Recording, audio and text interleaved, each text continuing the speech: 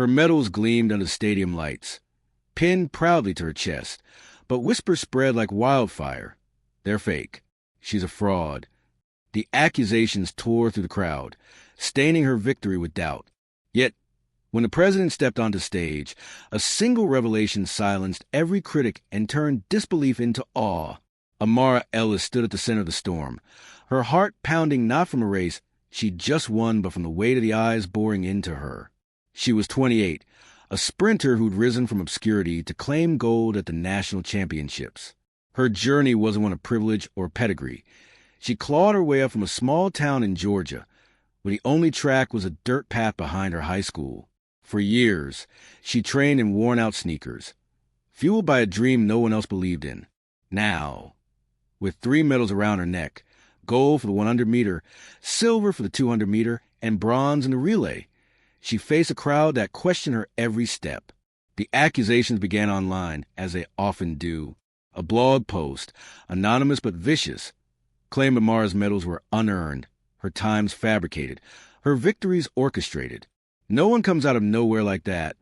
The post read, "Her records are too perfect, her story too convenient." Screenshots of her race times circulated, dissected by armchair analysts who pointed to inconsistencies no one else could see.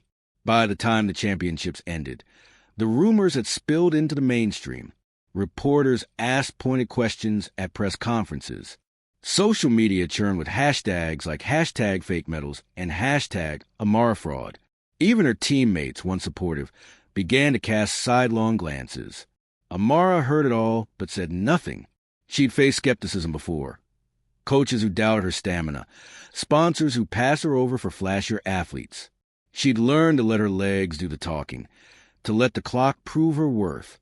But this was different. This wasn't about her speed or her grit. It was about her integrity. The medals, heavy with the weight of her sacrifices, were now called counterfeit by strangers who'd never run a step in her shoes. Her mother, Clara, was her anchor, a nurse who'd worked double shifts to buy Amara's first pair of proper running spikes. Clara sat in the stand that day, her face a mask of pride and worry. "They don't know you," she told Amara the night before, her voice steady over the phone. "They don't know what you've carried to get here." Amara clung to those words as she stepped onto the podium, the crowd's murmurs buzzing like static in her ears. The ceremony was meant to be her moment. The national championships, held in Atlanta, drew thousands, fans, families, and officials all gathered to celebrate the country's best. Amara had trained for this stage her entire life, pushing through injuries, sleepless nights, and the constant hum of self-doubt. When her name was called, she stepped forward, head high, as the gold medal was placed around her neck. The applause was loud but uneven, punctuated by whispers. She caught fragmented conversation from the stands. Too fast for her age, no one's that consistent. A reporter in the front row scribbled furiously, his eyes narrowing as she passed. Amara's teammates stood nearby, their own medals glinting. Some smiled tightly. Others avoided her gaze. She'd trained alongside them for years, shared water bottles and inside jokes, but now a wall had formed. Only one, Jada, a hurdler who'd known Amara since college, squeezed her hand before the ceremony. "You earned this," Jada whispered. "Don't let them take it." Amara nodded, but the weight of the doubt pressed harder. The accusations weren't just online chatter. A formal complaint had been lodged with the Athletics Federation, claiming Amara's performances were statistically improbable. The complaint, filed by an anonymous group calling themselves Truth in Sport, demanded an investigation into her race times, her training history, even the authenticity of her medals. The Federation, under pressure, issued a statement. "We take all allegations seriously and will review the matter." The vagueness of it stung. Amara hadn't been stripped of her medals, not yet, but the shadow of suspicion hung over her. She tried to focus on the moment, on the weight of the gold against her chest. She thought her father, who died when she was 12, his voice still clear in her memory. "Run like you're chasing the sun, Amara." She'd done that every day through blisters and broken dreams. But now, as she stood on the podium, the sun fell out of reach. The turning point came unexpectedly. The championship's closing ceremony was a grand affair, with dignitaries and sponsors filling the VIP section. Amara stood with the other athletes, her medals tucked beneath a jacket, as if hiding them could shield her from the whispers. The crowd buzzed with anticipation, not for her, but for the guest of honor, the President of the United States. His attendance had been announced weeks earlier, a nod to the event's growing prestige. Amara hadn't thought much of it. Presidents didn't come for athletes like her, the ones who scraped by without endorsements or fanfare. When he arrived, the stadium erupted. Cameras flashed, and the crowd surged to its feet. The president, a tall figure with a measured stride, took the stage alongside the Federation's chairman. He spoke briefly, praising the athletes' dedication and the spirit of competition. Amara listened, her hands clasped tightly, trying to blend into the line of competitors. Then, unexpectedly, he paused, his eyes scanning the group. "I'd like to call someone forward," he said, his voice carrying over the speakers. The crowd hushed. "Amara Ellis, please step up." Her breath caught. For a moment, she didn't move, certain she'd misheard.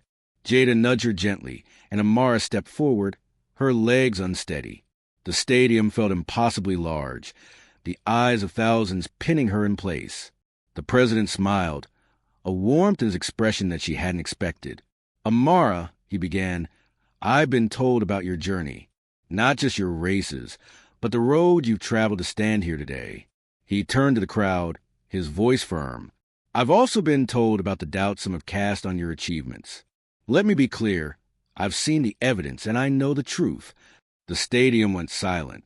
Amara's heart pounded so loudly, she thought it might drown out his words. The president reached into his jacket and pulled out a folder, holding it up for the cameras. "This," he said, "is a report from the Athletics Federation, completed just this morning. It confirms that every race Amara Ellis ran was legitimate, her times verified by independent systems, her medals earned through her own sweat and determination." A murmur rippled through the crowd, a mix of surprise and disbelief. The president continued, his voice rising. "But there's more. We've traced the source of these accusations. The group calling themselves Truth in Sport isn't a group at all.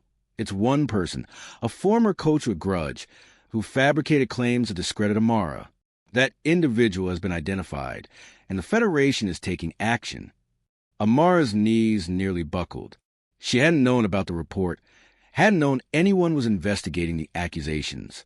The crowd's murmurs grew louder, shifting from skepticism to something else. Admiration, maybe, or guilt. The president turned to her, his expression softening. "Amara, you face more than most to stand here. Your country is proud of you, not just for your speed, but for your strength."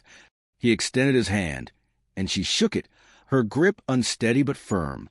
The crowd erupted into applause, louder than it had been all day, a wave of sound that washed over her. For the first time that week, she felt the weight lift. She wasn't just a runner anymore. She was a symbol of resilience, of truth prevailing over lies.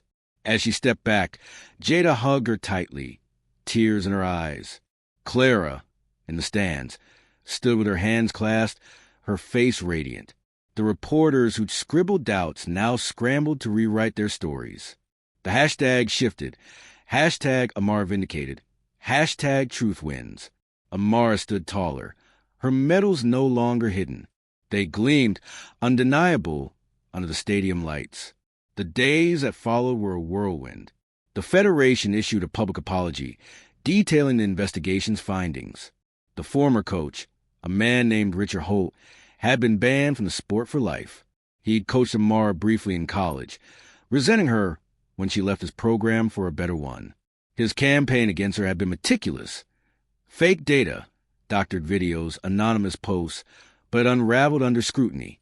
The truth, as the president said, was undeniable. Amara returned to her small apartment in Georgia, where her medals now hung on the wall, no longer a source of shame, but a badge of honor. She resumed training, her focus sharper than ever. The world had doubted her, but she'd never doubted herself. And in that truth, she found her stride again, ready to chase the sun.